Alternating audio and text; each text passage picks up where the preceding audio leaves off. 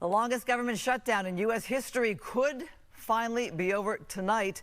Lawmakers are voting. Federal workers are set to get paid. But one major battle is far from finished. And transparent with the American people from the very 5 simulcast on our sister station, Fox 11 Plus. I'm Christine Devine.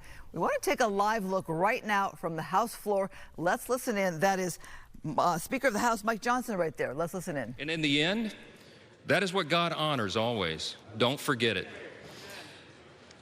We need to get this government open as soon as possible, and I'm going to yield back the remainder of my time so we can do that. The American people demand it and deserve it. My friends, let's get this done. Thank you. I yield back.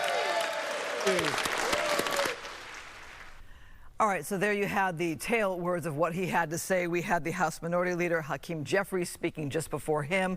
So let's talk about what's going on here. After nearly 2 months away, the House is voting to end the longest government shutdown in U.S. history. The goal is 217 votes. The Senate has already passed this funding bill. Once the House approves it, it does head to the president, who called it a very big victory. The shutdown is now in its 43rd day. The key issue debate being health insurance. Democrats push to extend the health insurance tax credits under the Affordable Care Act.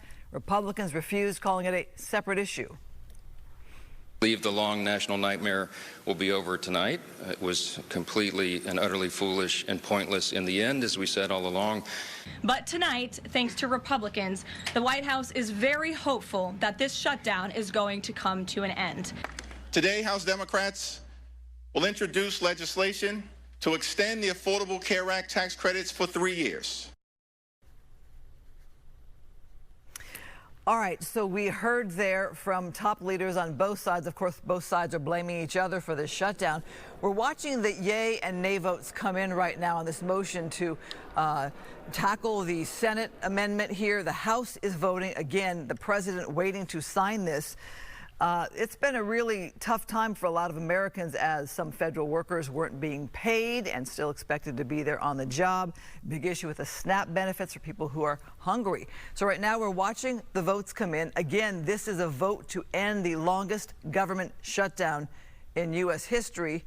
And we are sitting here watching this as the House has been brought back to deal with this matter. Each side was receiving 30 minutes to speak about this.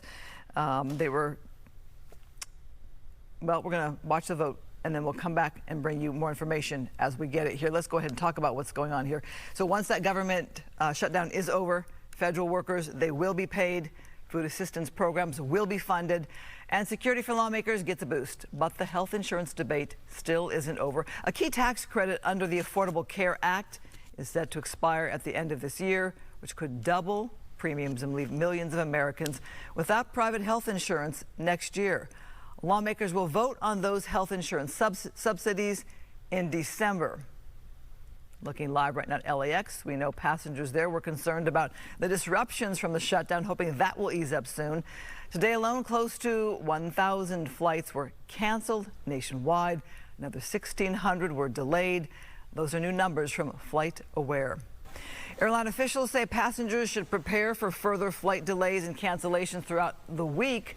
They're hoping it will be smooth sailing for Thanksgiving and that holiday travel. Air traffic control staffing shortages have led to tens of thousands of flights and cancellations and delays since October 1st. When that shutdown began, it's going to take a minute to get back up and running properly. Breaking news, a former top aide to California Governor Gavin Newsom is indicted tonight on federal charges. Dana Williamson is accused of helping to steal $225,000 from a campaign account tied to former Health Secretary Javier Becerra. Becerra is currently running for governor. Prosecutors say the scheme lasted over 2 years, involved multiple co-conspirators. Williamson, a longtime political figure, faces up to 20 years in prison if convicted.